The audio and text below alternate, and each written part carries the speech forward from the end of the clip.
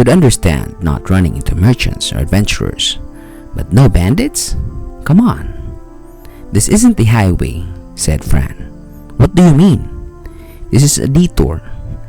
The slavers had chosen to rush through a monster-infested region in the interest of time. The shortcut had cost them their lives, so I was glad they were dead, but the slaves themselves could have been spared. So you're saying there's a highway? The frequent appearance of monsters would explain why people wouldn't usually take this road. Where is it? I think we'll find it eventually if we keep walking. I hope you're right. It'll be fine. Maybe, said Fran. We continued walking for hours, killing small animals like rabbits along the way, and talking about what we should invest our experience points in next. We talked about leveling up some of the skills we had, or getting a status boost, but we decided to get identity protection and skill capacity up medium in the end. As the name implied, identity protection prevents others from using identify on us. Fran told me that talking swords weren't something you saw every day in this world, so this would come in handy in the prevention of shenanigans. Skill capacity up medium allowed us to increase the number of skills we could equip. The more skills we could equip, the stronger we got. It was simple and straightforward. As we continued our discussion of skill optimization, we stepped onto the city highway that we'd been looking for. Finally, proper roads. The highway was a stretch of road that was simply cleared of grass, but it was still better than the wild trail we were on. The road showed its long years of service in the ruts that had formed along the ground. We let Fran's sense of direction point us in the right way. I can feel some strange creatures around us, said Fran. They don't feel human either. We could tell the size and movements of the creatures around us with sense. Their presence was something I'd felt many times before. We were probably up against goblins. Should we kill them? Said Fran. May as well. We could carve them up from materials and absorb their crystals while we're at it. Got it. Fran nodded and leapt away from the main road. She'd gotten used to the strong legs skill and was now jumping from tree to tree as fast as the wind blew. There, said Fran.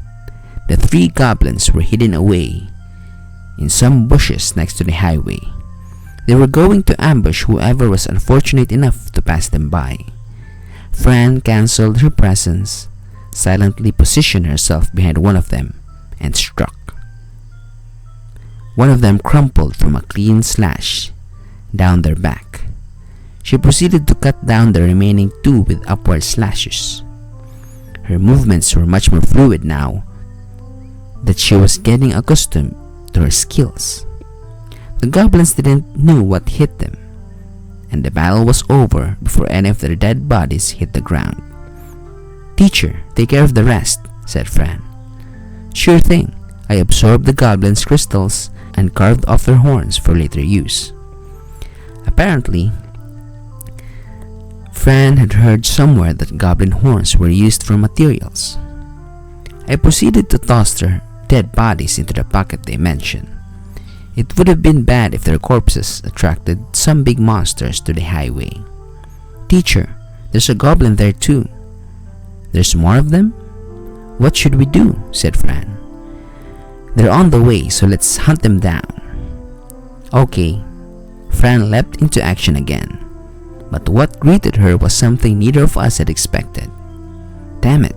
Get away from me, you dirty goblins! The goblins were terrorizing a horse carriage. There were 6 of them against the carriage's sole driver. That's a lot of them. I'm going to help him, said Fran. Go for it. She concealed her presence again and positioned herself for an ambush. She cut through 3 of the little demons with triple thrust. Each individual stab wasn't that powerful, but they were enough to take down goblins. You saved me. The rest of the goblins fell on Fran one after another with a menacing cry, but Fran ruthlessly cut each of them down. One of them tried to get away, but Fran threw me at the little bastard. The prevent his escape. I stabbed it clean through the stomach, a testament to the usefulness of throwing weapons. Thank you, little lady. You saved my life. You sure are strong, though. Are you alone? Oh, you don't have to talk to me if you don't feel like it. Fran was just the quiet type, but I could understand how the man would misunderstand given her response. I was glad she wasn't eager to give the information, though. I told her to keep up the charade for as long as she could. All right, she replied telepathically. If it's all the same with you, would you like a ride? You're headed to Alessa, aren't you? I guessed Alessa was the name of the city we were heading to.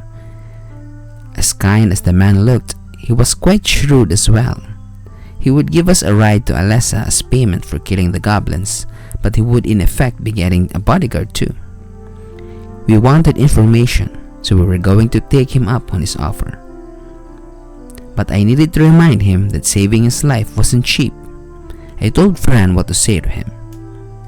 I guess I can guard you until we reach the town. Ah, yes, of course.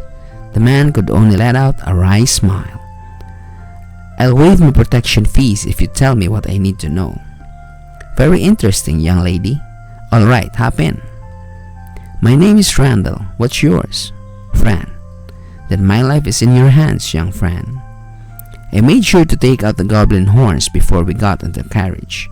We were itching to ask questions, though Fran was going to do all the talking. Do people buy goblin horns? Said Fran. Goblin horns? I guess, but they're cheap. They're used as catalyst, but they're the lowest quality. Really? I felt like it was a waste of time collecting them now, but Randall continued his explanation. That said, the Adventurer Guild is always looking to exterminate demonkind. If you took it to them as proof, I'm sure they'd reward you for it. The extra details in Identify did tell me to exterminate them on sight. It was something arbitrary now that I thought about it. The explanation was clearly anti-goblin, and who wrote it anyway? God? It was a biased explanation, even calling them up straight evil.